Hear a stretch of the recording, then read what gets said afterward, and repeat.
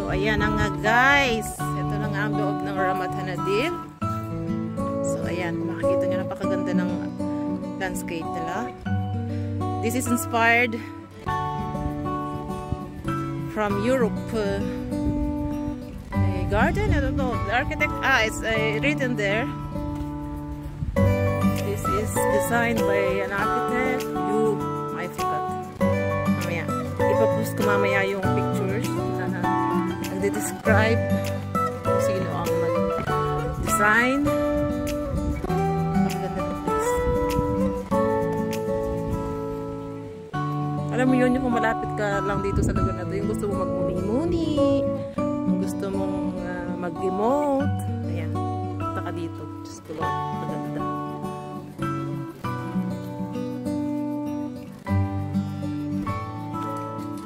Amphitheater. Plastic garden.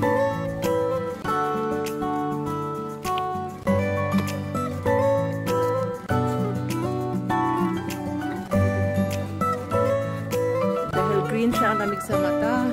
Tapos malilim. Kahit summer, sarap. Entrance pa lang to. Dito pa lang kami sa simula.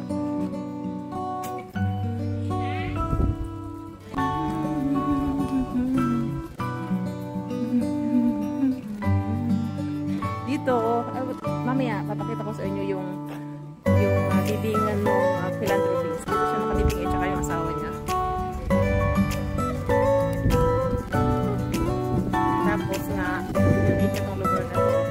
Pera na ginamit sa pagbibuild nito is sarili niya pera. Also, yung lugar na nakakasakop dito is which is Zikron Yaakov, which is in English it means Memories of Jacob. Itong buong place na to ay siya ang nag-build. Pera niya ang ginamit kasi nga napakayaman niyang Frances na nag-donate ng pera dito sa lugar na to. It's 1900, hindi pa siya Israel talaga nung time na yun. Wala pa mga tao dito, wala pa mga Israelites dito. So, ang nauna daw dito na nag-settle ay mga Russian,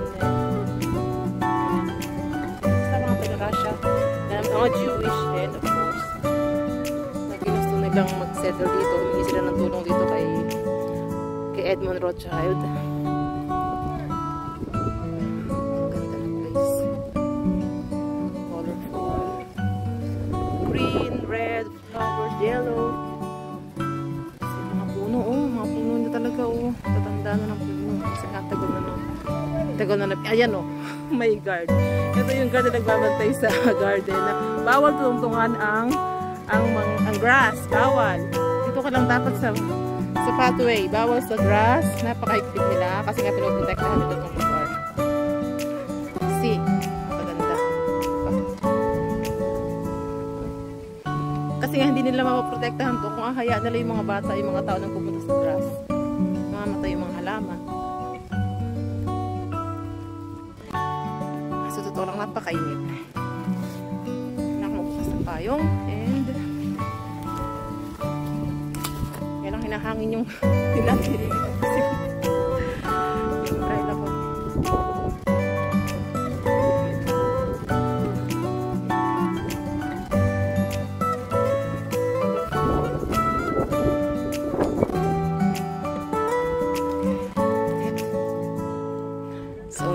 So, ganda talaga ng mga.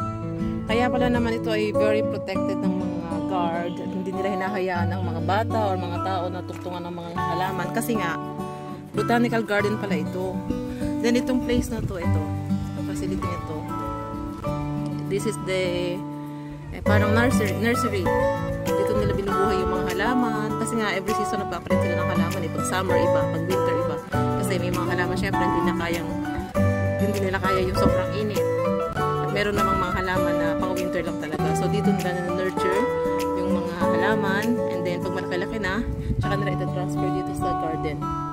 So ito yung mga lalaki na mga puno nila. Pag ito pwede nang i-transfer sa mismong garden, tatanim na nila itong mga punong to.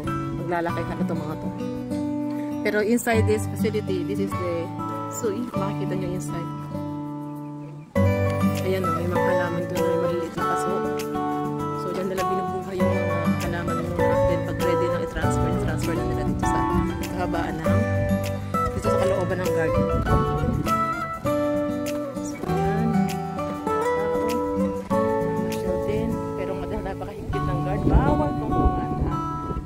Yes.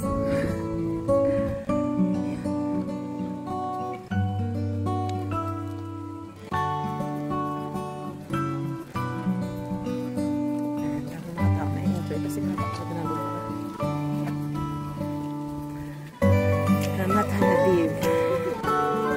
Heights of the Philanthropist. Philanthropist is syempre yung nagpatayo ng lugar.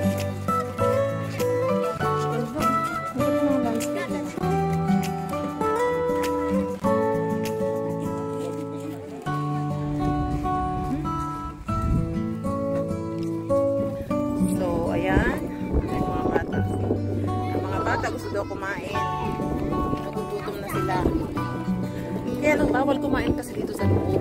Bawal dito sa loob ng park kumain. Bawal magdala ng dog. It's not really a regular park. It is a private park and very well-protected park. So yan talagang alagang alaga. Bawal magkalat, bawal kumain, bawal magdala ng... Bawal lang kahit ano. Pasyal ka lang talaga. Pasyal mo lang at i-enjoy mo lang yung nakikita mo. Lang. Entrance Plaza, go there, Cascade Garden, and this place is great main exhibits.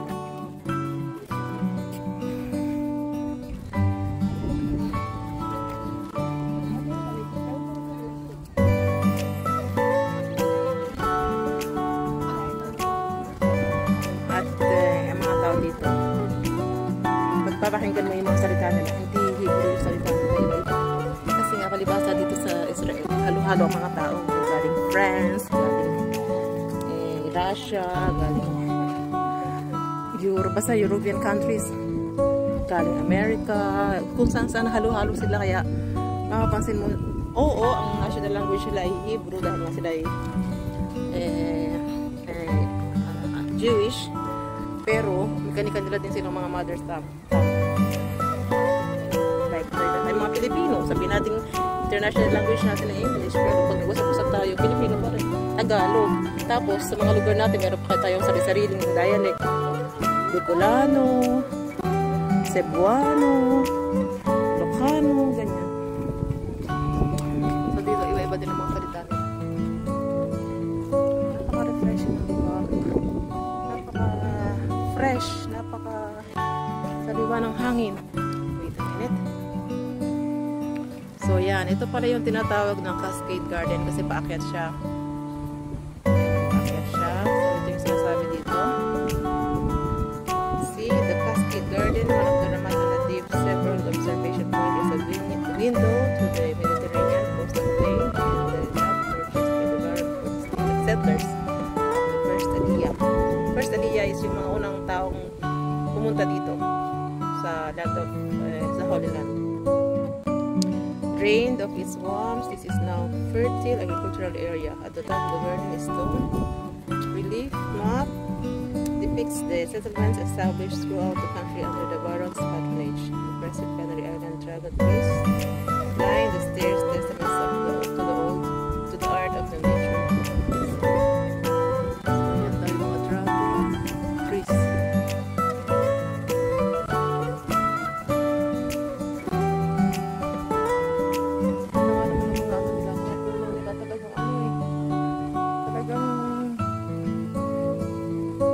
Sinadyang itanim, pagandahin, alagaan. Kasi napaka-old na ng mga trees kasi nga. Kailan pa ba? 1900 pa nagsimula. Hindi ba yung papunta naman? Kaya talaga napaka-old. Kasi mga puno kasi.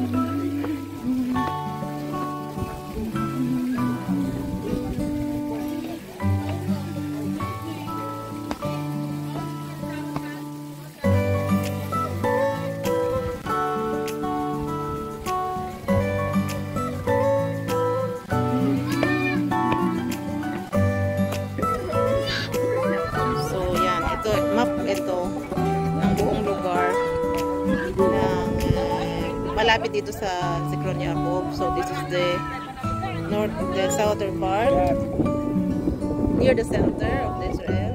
So this is the place where the Zichron Ya'akov can be located. Is over there, and this is the southern part.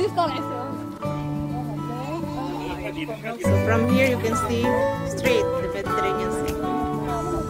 The architecture design is very nice. Talagang nilagyan nila ng hangin ng mga puno dito sa left and the side, and at the center hindi nila tinakluban kasi nga kailangan nilang makita yung Mediterranean Sea from this point. Makaganda na pagkakagawa. Mga tao dami.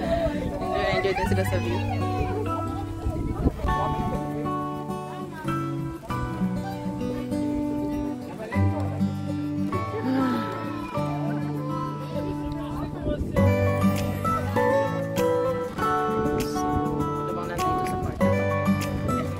Cascade Garden also. Already did it. Okay, let's look somewhere here.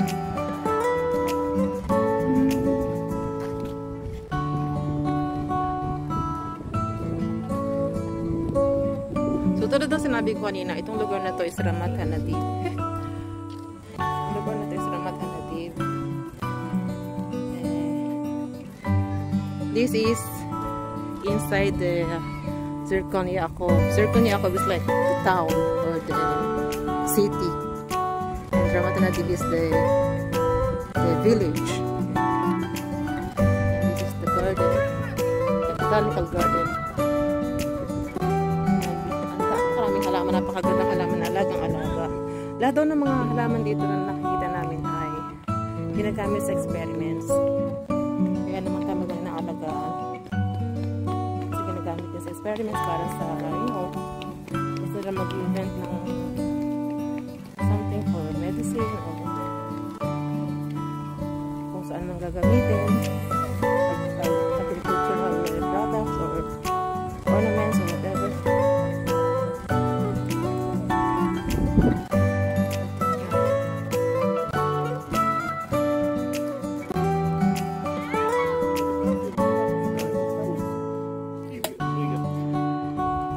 So yan, ito na yung kahabaan, kalawakan.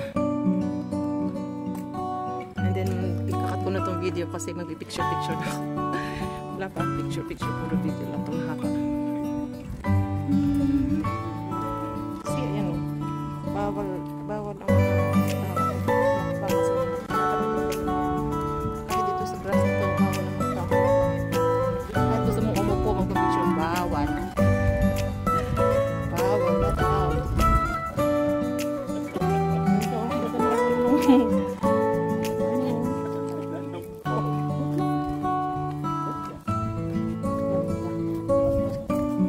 This is going out already. Naikot na namin. Konti lang din. Iba kasi yung ano na namin. On the other side, kailangan pa natin punta. So, for now, bye-bye. And then I will update you later. Bye.